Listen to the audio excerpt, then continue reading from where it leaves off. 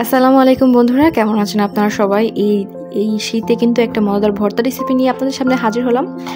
আজকে একটা মজাদার একটা ঝাঁঝালো একটা বেগুন ভর্তা রেসিপি আপনার সাথে শেয়ার করব। বন্ধুরা, শীতকালে কিন্তু ভর্তা ছাড়া একদম চলে না। এটার জন্য আমাদের লাগবে বড় বড় সাইজের 2টা বেগুন নিয়েছি, ধনে পাতা কুচি নিয়েছি 4-5টা পরিমাণ, পেঁয়াজ কুচি নিয়েছি 5-6 টুকরা হয়েছে, রসুনের কুচি নিয়েছি 4-5 টুকরা, কাঁচা মরিচ নিয়েছি 2-3 টুকরা বা তার থেকে একটু বেশি নিতে পারেন, ঝাল বেশি খান শুকনো মরিচ। তো এখন আমরা এপিট ওপিট কিন্তু ভালোভাবে উল্টায় পাল্টায় দিব, ভালো করে ভেজে নিতে হবে। তো আমরা যে কাজটা করেছি, লবণ হলুদটাকে মাখিয়ে কিন্তু আজকের এই ভর্তাটা করতেছি। আর লবণ হলুদ দিতে পারেন, একটু কম দিতে পারেন। তো ভর্তাটা কিন্তু একদম লাল লাল হয়ে গেছে। তো আমরা কিন্তু মাঝখান দিয়ে এবার ডিজাইন করে চিড়ে নিয়েছি বন্ধুরা। এবার ডিজাইন করে চিড়লে কি হবে, ভালোভাবে ভাজাটা হবে, ভালোভাবে ভাজাভাজি হবে। তো আমরা রসুনের কোয়াগুলোকে ভালোভাবে রোস্ট করে নিব। আর শুকনো মরিচটা আর কাঁচা মরিচটা দেওয়ার কারণে খুব সুন্দর একটা ফ্লেভার আসবে, কি সুন্দর একটা কালার চলে আসছে দেখুন বন্ধুরা। তো এখন আমরা লবণ নিয়ে নিলাম একটা এখানে আমরা ছেঁচে মানে একদম পাটাপাটি ঝামেলা ছাড়বা, মানে পাটা পুতোর ঝামেলা ছাড়াই ভর্তাটা হবে। 2টা শুকনো মরিচ নিয়েছি, লবণের সাথে ভালো করে শুকনো মরিচটাকে হাত দিয়ে মাখাবো। তো বন্ধুরা, ভর্তা তো অনেক খেয়েছেন, এমন একটু মজাদার একটু ভর্তা একটু অন্যরকম করে দিলাম আজকের ভর্তার রেসিপিটা। আজকের ভর্তাটা কিন্তু আমাদের ভর্তা পাগল মানুষদের জন্য। এই যে রোস্ট করা যে কাঁচামরিচগুলো ছিল, রোস্ট করা কাঁচামরিচ দিয়ে এবারে ছেঁচুনি দিয়ে ভালো করে ছেঁচে নিতে হবে। ভাই, এইভাবে একটা ভর্তার রেসিপি যদি বাসায় শীতকালে খান, গরম গরম ভাতের সাথে খেতে দুপুরবেলা সেই মজা। গরম গরম রোদ পোহাবেন আর গরম গরম এই ভর্তাটা খাবেন, গরম ভাতের সাথে খেতে অনেক মজা লাগে। আর আমি কি করেছি জানেন, এই শীতকাল এমন একটা বেলা নেই যখন আমি ভর্তা খাইনি। মাছ মাংস তো ছিল, বাট মাছ মাংস থেকে বেশি ভালো লাগছে আমার ভর্তাটা। এবার 5-6 কোয়ার যে রোস্টেড রসুনগুলো ছিল, সেই রোস্টেড রসুনগুলো নিয়ে ভালোভাবে এভাবে এপিট ওপিট করে ছেঁচে নিতে হবে। কোনো সময় একটু বেশি ছেঁচা দিবেন, আবার একটু কম কম ছেঁচা দিবেন। হ্যাঁ, তো বেশি মশলার মতো নিফেস হওয়া লাগবে না, একটু কম কম ছেঁচে নিতে হবে, তাহলে কিন্তু খেতে খুবই ভালো লাগে। ভালোভাবে এভাবে ছেঁচে নিতে হবে। এবার আমরা বেগুনগুলোকে দিয়ে দিব। বেগুনগুলোকে কিন্তু আলতো আলতো করে এভাবে ভালোভাবে চেড়ে নিতে হবে। বন্ধুরা, এইভাবে যদি একটা ভর্তার রেসিপি বাসায় করে খান, বাসার ফ্যামিলির সবাই কিন্তু পছন্দ করবে। আর মুখের স্বাদ বদল করতে কিন্তু এই ভর্তার রেসিপিটা একদম বেস্ট।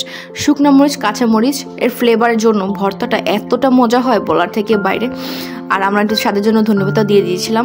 তো ভর্তাটাকে এইভাবে ভালো করে মিশিয়ে নিতে হবে, ভালো করে লবণ দিয়ে চটকে আর ভর্তাটা নিয়ে গরম ভাতের সাথে খাবেন। দেখবেন মুখের মধ্যে রসুনের ফ্লেভার, পেঁয়াজের ফ্লেভার আর ঝাঁঝালো সরিষা তেলের ফ্লেভারটা যখন মুখে পড়বে না, এত মজা লাগবে বলার থেকে বাইরে।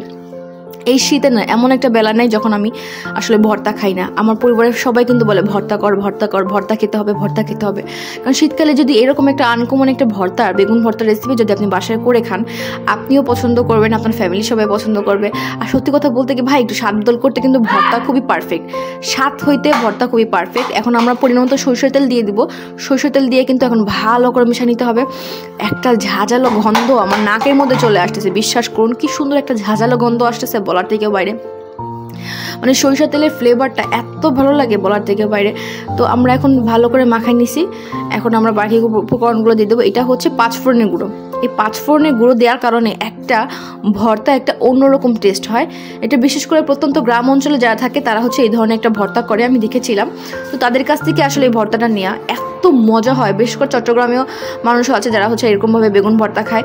তো এইভাবে না 5 ফোড়ন দেওয়ার কারণে এত মজার একটা টেস্ট হয়।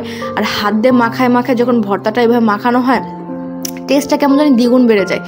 আর কাঁচা হালকা ভাজা দিয়েছিলাম, বেশি ভাজা দেওয়া যাবে না। হালকা ভাজা পেঁয়াজগুলো দেওয়ার কারণে ভর্তায় যে সুন্দর একটা ফ্লেভার আসছে, আপনারা আসলে দেখলেই বুঝতে পারবেন যে কত সুন্দর একটা ফ্লেভার আসছে। ভালো করে মাখায় নিব। এরকম একটু ভর্তা থাকলে না পুরো 1 প্লেট ভাত নিমেষে শেষ হয়ে যাবে। এবার ফ্লেভার জন্য দিলাম ধনে পাতা। আর ধনে পাতাটা দেওয়ার কারণে এত সুন্দর একটা ফ্লেভার আমার নাকের মধ্যে আসতেছিল বলার থেকেও বাইরে। তো এই ভর্তার রেসিপিটা সবার কাছে রিকোয়েস্ট করবো, সবাই একটু বাসায় করে খাবেন। ভালোভাবে চটকায় এভাবে মাখায় নিব। আমার ভাইয়াও, ছোটো ভাইটাও একটু নিচ্ছিল, মানে এতটা মজা হয়েছে যে ও একটু নিতে বাধ্য হয়েছে। ও ভর্তার মাঝখানে, ভিডিওর মাঝখানে এসে একটু ভর্তা নিয়ে যাচ্ছিল, তো ভালোভাবে এভাবে হাত দিয়ে চটকায় চটকায় মাখা নিলাম, একদম বাংলা মাখানো দিতে হবে। আর আমি জানি আমার ভিডিওগুলো সব ভর্তা প্রেমী মানুষরা দেখে, আর যারা ভর্তা পছন্দ নাও করেন সবার কাছে রিকোয়েস্ট করব, দেখুন কতটা জুসি হয়েছে, কতটা সফট হয়েছে। তো এখন পরিবেশন করে দেখাচ্ছি। এখানে কিন্তু আমি একটু ভাত খাবো, কিন্তু আসলে এই ভাত খাওয়ার সময় আসলে ভিডিওটা কেটে গিয়েছিল, তাই আপনাদের দেখাতে পারলাম না। কেমন হয়েছে আজকের ভিডিওটা অবশ্যই কমেন্টে জানাবেন।